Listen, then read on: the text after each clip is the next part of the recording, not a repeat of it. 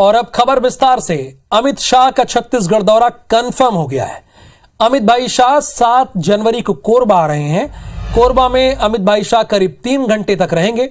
इस दौरान वे बैठक भी लेंगे और कार्यकर्ताओं से मुलाकात भी करेंगे। प्रशासन को शाह के मिनट टू मिनट कार्यक्रम की सूची मिल गई है। तय कार्यक्रम के मुताबिक झारखंड के चाईबासा से अमित भाई शाह 2:55 पर बिलासपुर एयरपोर्ट बीएसएफ के हेलीकॉप्टर से पहुंचेंगे। बिलासपुर एयरपोर्ट से अमित भाई शाह चॉपर के जरिए सीएसईबी के हेलीपैड पर उतरेंगे। अमित शाह हेलीपैड पर उतरकर सबसे पहले सर्वमंगला माता मंदिर जाएंगे। वहां से अमित शाह करीब 4:30 बजे इंदिरा स्टेडियम पहुंचेंगे, जहां एक आम सभा को उन्हें संबोधित करना है।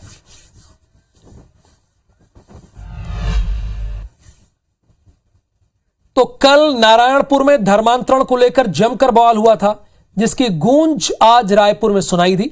विधानसभा के अंदर और बाहर धर्मांतरण के मुद्दे पर कांग्रेस और बीजेपी आमने सामने नजर आए। आदमी है उसको जाने दिया जाएगा और हम लोग को नहीं जाने दिया जाएगा। हम लोग को गिरफ्तार कर लो। तस्वीरें नारायणपुर के बेनूर थाना क्षेत्र की हैं, जहां आज भाजपा की डेलीगेशन को पुलिस ने नारायणपुर जाने से रोक दिया। कल नारायणपुर में धर्मांतरण को लेकर जमकर बवाल हुआ। भाजपा जिलाध्यक्ष रूप साय सलाम को पुलिस ने गिरफ्तार भी किया था, जिसके बाद बीजेपी ने एक जांच समिति बना दी। बहरहाल नारायणपुर में कल के हंगामे के नतीजे में आज 11 प्रदर्शनकारी गिरफ्तार किए गए। वहीं नारायणपुर के तनाव की आंच रायपुर में भी देखने को मिली। बीजेपी ने कांग्रेस सरकार पर धर्मांतरण को प्रश्रय देने के आरोप लगाए। जो धर्मांतरित नहीं हो रहे उनके घर में आक्रमण करके उसको आग लगाने की कार्रवाई होती है, उसकी प्रतिक्रिया कल आई जब हजारों लोग मिलके इसका विरोध करने के लिए सामने आए। वहीं दूसरी तरफ कांग्रेस सरकार ने बीजेपी के आरोपों को पूरी तरह से खारिज कर दिया। भारतीय जनता पार्टी जांच कर ले, लेकिन माननीय गृह मंत्री जी क्या कह रहे थे इसको तो सुनना चाहिए। और कोई धर्मांतरण सरकार के संरक्षण में नहीं हो रहा था। कह सकते हैं कि छत्तीसगढ़ की राजनीति में एक बार फिर धर्मांतरण का मुद्दा जोर पकड़ रहा है। विधानसभा में विपक्ष के हमलों का जवाब देने के लिए कांग्रेस विधायक दल की बैठक आज शाम मुख्यमंत्री आवास में हुई। इस बैठक में विपक्ष के आरोपों का डटकर जवाब देने की रणनीति बनी। सभी विधायकों को तथ्य और सरकार के बेहतर काम से अपडेट रहने को कहा गया। बैठक में प्रदेश प्रभारी कुमारी शैलजा ने सभी विधायकों को नसीहत दी कि विधानसभा में ओवर कॉन्फिडेंट में न रहें, बल्कि हमेशा सतर्क रहें और विपक्ष के आरोपों का एकजुट होकर मजबूती से जवाब दें। इसके अलावा बैठक में अगले महीने होने वाले कांग्रेस के महाधिवेशन को लेकर भी चर्चा हुई। बैठक में विधानसभा के उपाध्यक्ष को लेकर कांग्रेस विधायक संतराम नेताम के नाम पर फाइनली सहमति बन गई है। संख्या बल के आधार पर कांग्रेस प्रत्याशी संतराम नेताम की जीत भी तय मानी जा रही है। और जनता का भूपेश बघेल के काम को तारीफ की है और उस काम को विधायक लोगों को या संगठन को सब लोग गांव तक कैसा पहुंचाना है। हम लोग आज जोड़ो पद यात्रा के माध्यम से कांग्रेस पार्टी को मजबूत करना है। सभी मुद्दों पे चर्चा हुई। भारत जोड़ो आंदोलन के भारत जोड़ो के संबंध में भी, राहुल जी के कार्यक्रम के संबंध में भी चर्चा हुई। फरवरी महीना में जो हमारा पूरे राष्ट्रीय स्तर पे के नेताओं का आना है, यहाँ अधिवेशन होना है, उस संबंध में भी चर्चा हुई। और हमें आगामी 2023 की तैयारी किस तरह से करना है, इस संबंध में भी चर्चाएं हुई।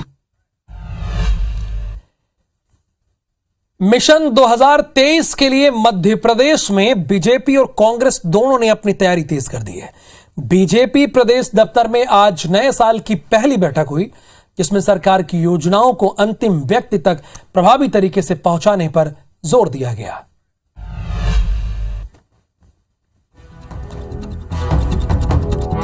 एमपी बीजेपी प्रदेश अध्यक्ष वी डी शर्मा ने चुनावी तैयारियों को लेकर एक अहम बैठक ली, जिसमें महामंत्री और उपाध्यक्ष भी शामिल हुए। वी डी शर्मा ने कहा कि मिशन 2023 के लिए पिछले कुछ समय से आकांक्षी विधानसभाओं की तैयारी की दृष्टि से जो प्रभारी हैं, वो अलग अलग विषयों पर ध्यान दे रहे हैं। केंद्र और राज्य सरकार की योजनाएं जो अभियान के तौर पर देश के अंदर काम कर रही हैं, उनको नीचे तक प्रभावी तौर पर ले जाना है। महामंत्री और संभाग के जो हमारे प्रभारी हैं, उनकी नियमित हमारी जो बैठक होती है, वो बैठक थी। बैठक में हर बूथ पर 51% वोट शेयर के संकल्प को दोहराया गया। ये संकल्प कैसे पूरा होगा, इसकी रणनीति पर भी चर्चा हुई। पिछले समय में जो हुआ, उन सारी चीजों की समीक्षा के साथ आगामी जो अभियान है उनको कार्य रूप में परिणत करने के लिए हमारी महत्वपूर्ण जिम्मेदारी वाले लोग हैं, इसलिए हम समय समय पर हर महीने एक बार बैठते हैं। मिशन 2023 के लिए बीजेपी की पूरी कोशिश है कि कार्यकर्ताओं में जोश भरा जाए, जिससे गुजरात जैसी ऐतिहासिक जीत एमपी में भी दर्ज की जा सके।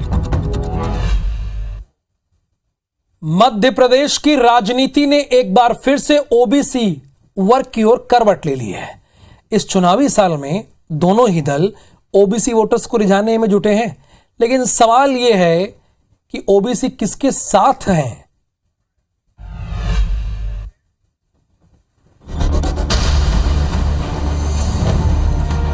मध्य प्रदेश की सियासत की सुई एक बार फिर ओबीसी वर्ग की ओर घूम गई है। अब इसे जरूरत कहें या सियासी मजबूरी, लेकिन ओबीसी को साधे बगैर 23 के चुनाव को जीतना बेहद मुश्किल है। यही वजह है कि कांग्रेस 5 जनवरी को सतना में ओबीसी सम्मेलन करने जा रही है। इस सम्मेलन में कमलनाथ की मौजूदगी में ओबीसी समाज के तमाम नेता और पदाधिकारी एकजुट होंगे। कांग्रेस के सम्मेलन को देखते हुए बीजेपी ने भी बड़ा दांव चल दिया है। पिछड़ा वर्ग और अल्पसंख्यक कल्याण राज्य मंत्री रामखेलावन पटेल ने बताया है कि ओबीसी वर्ग के लिए सरकार नया प्लान लाई है। पिछड़े वर्ग एवं अल्पसंख्यक कल्याण के बच्चों के लिए 42.5 करोड़ के स्वरोजगार के लिए बजट उपलब्ध कराया गया है। आने वाले 3 साल में उनको निश्चित रूप से स्वरोजगार देने का काम होगा। आंकड़ों पर नजर डालें तो मध्य प्रदेश में करीब 52% ओबीसी वर्ग की आबादी है। विधानसभा की 100 से ज्यादा सीटों पर ओबीसी वर्ग का दखल है और फिलहाल सदन में ओबीसी वर्ग के 60 विधायक हैं। इसके साथ ही प्रशासनिक क्षेत्र में 25.83% पदों पर ओबीसी वर्ग काबिज है। जाहिर है एमपी के सबसे बड़े वोट बैंक पर कांग्रेस और बीजेपी दोनों की पैनी नजर है। ओबीसी के साथ में जो धोखा कांग्रेस ने किया था, ये ओबीसी वर्ग बहुत अच्छी प्रकार से जानता है। 3 मुख्यमंत्री हुए अभी तक और तीनों ही ओबीसी वर्ग से आए। कांग्रेस तो शुरू से ही इनके जो सोने का चम्मच मुंह में लेके पैदा हुए हैं इन लोगों की पार्टी। अर्जुन सिंह ने पिछले वर्ग आयोग बनाया, दिग्विजय सिंह ने 14% आरक्षण दिया, कमलनाथ जी ने 14 का बढ़ा के 27% ये कानून बनाया है। ये भारतीय जनता पार्टी को दिखता नहीं है। ये राजनीति में आरोप प्रत्यारोप नई बात नहीं है, लेकिन क्या वाकई 2023 के चुनाव में ओबीसी वोटर्स किंग मेकर होंगे? और यदि ऐसा है तो ओबीसी आखिर किसका साथ देंगे?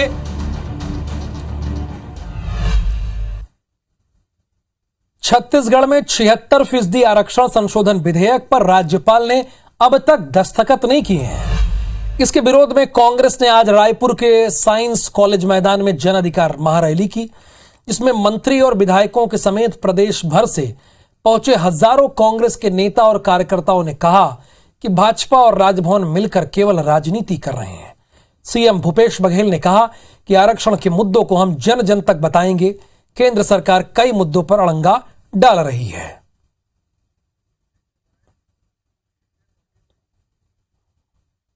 महीना बदल गए, साल बदल गए। पत्रकार मन पूछिस के राज्यपाल दस्तखत नहीं करे थे क्या करबे? मैं कह जनता से बड़े कोई नहीं हुए लोकतंत्र में। अन्याय हो रहा है, इस विधेयक के साथ अन्याय हो रहा है। इस आरक्षण के मुद्दे को भी आप जन जन तक लेकर जाए, आप लेकर जाएंगे। भारतीय जनता पार्टी विधानसभा में कहती कुछ है और बाहर कुछ करती है। साथियों, महामहिम राज्यपाल महोदय ने कहा था मैं 1 घंटा के अंदर उस विधेयक को हस्ताक्षर करूंगा। आज करूंगी। आज 32 दिन हो गए हैं। 32 दिन में क्या कारण है महामहिम राज्यपाल महोदय हस्ताक्षर नहीं कर रही है? काम करने के लिए लोगों को जो मौका सरकार देना चाहती है, उनको तैनात करना चाहती है, उनको दस्तखत किए बिना अगर आप रोक रहे हैं तो छत्तीसगढ़ के नागरिकों के साथ घोर अन्याय कर रहे हैं। राजभवन के द्वारा ये भारतीय जनता पार्टी के प्रेस विज्ञप्ति ला राजभवन के विज्ञप्ति बना दिए जाते। मैं तो पूछना चाहता हूँ, का एकात्म परिसर से छत्तीसगढ़ के सरकार चली? का एकात्म परिसर से राजभवन के आदेश हुई? प्रदेश को, बच्चे को, घर को पीआर करता है, आदिवासी का पीआर करेगी, लेकिन उस पद का दुरुपयोग अगर कहीं हो रहा है, इस छत्तीसगढ़ राज्य में हो रहा है। छत्तीसगढ़ में राज्य में भारतीय जनता पार्टी राजभवन को तानागुड़ी बना दिया, तानागुड़ी।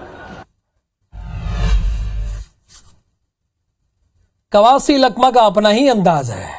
इधर जन अधिकार रैली के बाद कांग्रेस नेताओं का एक प्रतिनिधिमंडल राजभवन पहुंचा और राज्यपाल अनुसुईया उइके से मुलाकात की। इस प्रतिनिधिमंडल में प्रदेश कांग्रेस कमेटी के अध्यक्ष मोहन मरकाम के अलावा मंत्री, विधायक और संसदीय सचिव शामिल थे। कांग्रेस प्रतिनिधिमंडल ने राज्यपाल से विधेयक पर हस्ताक्षर करने की मांग की। साथ ही बाहर निकलने के बाद सभी ने बयान देते हुए राजभवन और राज्यपाल पर कई आरोप लगाए। कैबिनेट मंत्री टीएस सिंहदेव ने कहा कि राज्यपाल की नियुक्ति ही राजनीतिक पसंद से होती है और उनका स्वाभाविक झुकाव नियुक्त करने वालों के प्रति होता है। उन्होंने कहा कि अगर विधेयक रुका रहा तो चुनाव में नतीजा भुगतना पड़ेगा।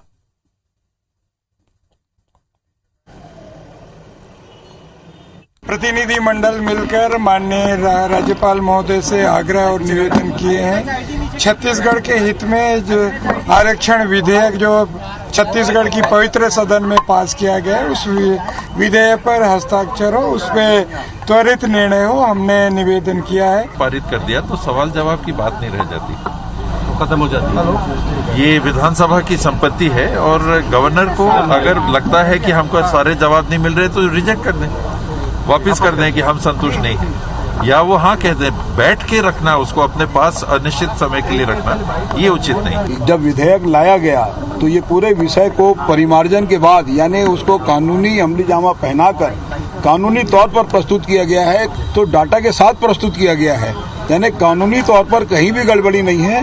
तो आपसे अनुरोध है कि आप इसमें हस्ताक्षर कर दें।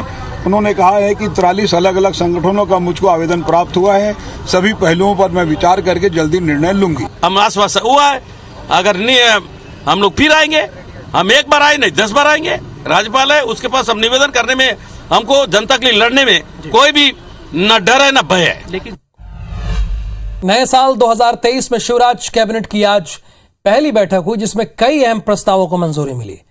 कैबिनेट ने निर्विरोध निर्वाचित ग्राम पंचायतों के पुरस्कार राशि बढ़ाने के प्रस्ताव को भी हरी झंडी दी है। शौर्य दल योजना को फिर शुरू करने का फैसला हुआ है। गांवों की महिलाएं और बेटियां पुलिस और ग्रामीणों के बीच सेतु का काम करेंगी।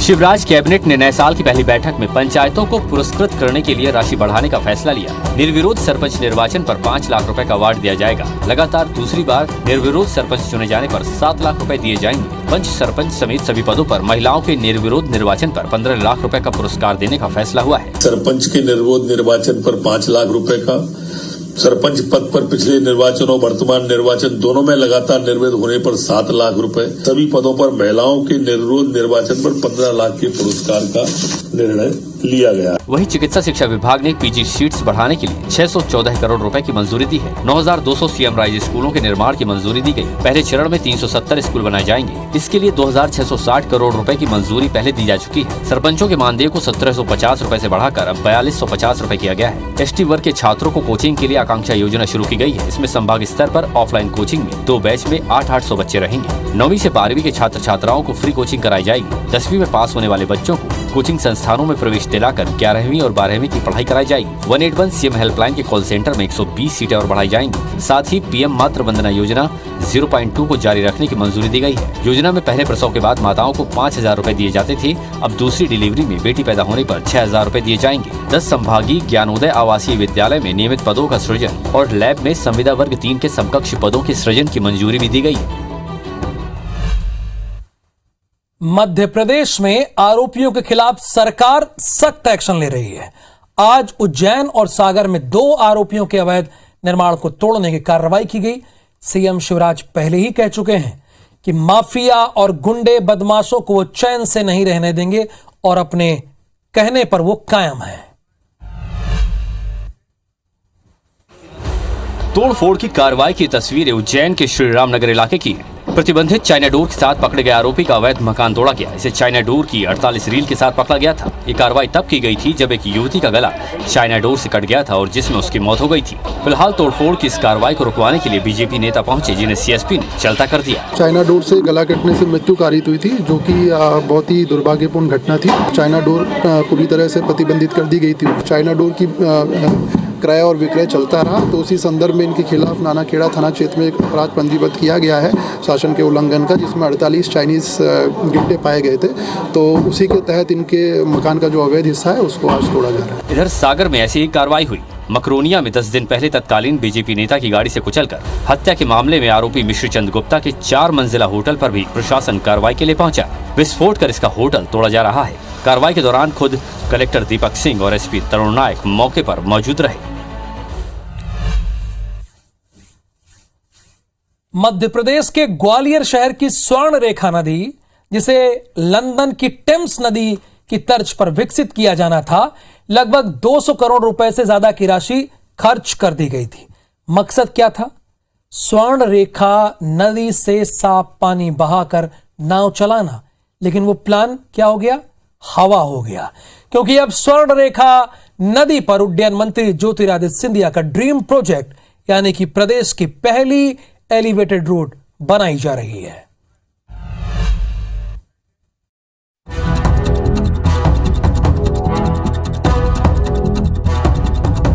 स्वर्ण रेखा नदी में नाव चलाने का सपना अब सपना ही बनकर रह गया है, क्योंकि नदी क्षेत्र में एलिवेटेड रोड बनाई जाएगी। लेकिन सबसे बड़ा सवाल यही है कि सिंचाई विभाग के उस प्लान का क्या, जो 2 दशक पहले से चल रहा था, जिसमें लंदन की टेम्स नदी की तर्ज पर स्वर्ण रेखा नदी में नाव चलानी थी। तो भारतीय जनता पार्टी कथनी करनी में बहुत अंतर है। इनके मुंह में राम बगल में चुरी वाली कहावत है। ये कहते थे कि उसमें एलिवेटेड, उसमें नले में स्वर्ण रेखा नाले में नदी बनाएंगे, उसमें चलाएंगे, नाव चलाएंगे, लेकिन उसमें लेटरिन बह रही है और कोई ध्यान नहीं दे रहा। और एलिवेटेड रोड बनाकर उसको ढकना चाहते हैं कि जिससे गंदगी नहीं दिखे लोगों को। 200 करोड़ रुपए से अधिक खर्च करने के बाद भी व्यावसायिक प्रतिष्ठानों और फैक्ट्रियों से निकलने वाली गंदगी स्वर्ण रेखा में घुलती गई और ये प्रदूषित नाला बनकर रह गई। हालात ये है, सिंचाई मंत्री को ही स्वर्ण रेखा नदी का प्लान तक याद नहीं है। सब्र रखो, प्रतीक्षा करो, जब कोशिश हो रही है, प्रयास हो रहा है, प्रयत्न हो रहा है, सब में सफलता मिलेगी ना। स्वर्ण रेखा नदी के बीच वाले हिस्से पर कॉलम बड़े करके 14.7 किलोमीटर लंबी एलिवेटेड रोड तैयार की जा रही है, जिस पर 1128 करोड़ रुपए खर्च होंगे। 4 लेन एलिवेटेड रोड को हनुमान बांध से लक्ष्मीबाई समाधि और वहां से जलालपुर तक 2 चरणों में बनाया जाएगा। रोड के स्लैब 4 मीटर चौड़े पिल्लर पर तैयार होंगे। इसके तैयार होने पर गिरवाई और कंपू क्षेत्र को फूलबाग और रूपनगर, ग्वालियर, जलालपुर तक के लिए अच्छी कनेक्टिविटी मिल जाएगी। ये प्लान है तो ग्वालियर के ट्रैफिक को सुधारने वाला, लेकिन उस प्रोजेक्ट का क्या, जिस पर करोड़ों रुपए बर्बाद हो गए। ये ग्वालियर शहर के लिए बहुत बड़ी सौगात है। एलिवेटेड रोड 778 करोड़ की लागत से रोड बन रहा है और इससे यहाँ की शहर की यातायात व्यवस्था सुगम। बहरहाल यहाँ प्रदेश की पहली एलिवेटेड रोड बन रही है, लेकिन उसका हश्र पुराने प्लान की तरह ना हो जाए, जिसे अब नेता भूल चुके हैं, जिस पर वो कभी वोट मांगा करते थे। नासिर गौरी, IBC 24, ग्वालियर। तो इधर सिंगरौली जिले में एक बुजुर्ग को खुद को जिंदा साबित करने के लिए एड़ी चोटी का जोर लगाना पड़ा। सोचिए, उसे जिंदा साबित करने के लिए एड़ी चोटी का जोर लगाना पड़ा। 75 साल के बुजुर्ग का नाम रामू साकेत है, जो कि चितरंगी कस्बे के निवारी गांव में रहता है। मुश्किल यह है कि अधिकारियों ने कागजों में इसे बुजुर्ग को मरा बता दिया, जिंदा है। इसका खुलासा तब हुआ जब भूमिहीन बुजुर्ग ने सरकार से अपने लिए जमीन की मांग की। जैसे ही आवेदन जिम्मेदार अधिकारियों के पास पहुंचा तो उन्होंने बताया कि इस नाम का व्यक्ति तो काफी पहले मर चुका है। बुजुर्ग गिड़गिड़ाता रहा। सशरीर वो पहुंचा हुआ था, लेकिन अधिकारी जो कागज में काम करते हैं, सड़क कागज में बन गई, स्कूल कागज में बन गया, जिंदा आदमी कागज में मर गया।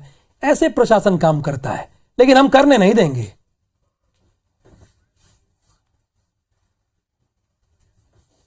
जिंदा हैं और हमारी जमीन, हमारी जीविका लूट गया। हम जाएं तो जाएं कहाँ, अपना लड़के बच्चे लेके। कागज में कहते हैं कि तुम मर गए। निवारी है, रामू हमारा नाम है, जाति का चमार है। हमारी बादी लोग बोल रहे हैं कि मर गया। जाने कुगार से हम नहीं जाना था श्रीमान जी। वो ऐसा स्थिति वो बोल रहे हैं, अब उसको चेक करना है हमको, इसको हम जांच करके इसमें कार्रवाई करेंगे। तो 10 बजे रात पूरे दिन की बात में आज के लिए बस इतना ही। आगे हमारे सहयोगी अविनाश कर आपको बताएंगे कि किसका रोज नामचे में लिखा गया नाम और कौन पहुंचेगा लॉकअप में, ब्रेक के बाद देखिए।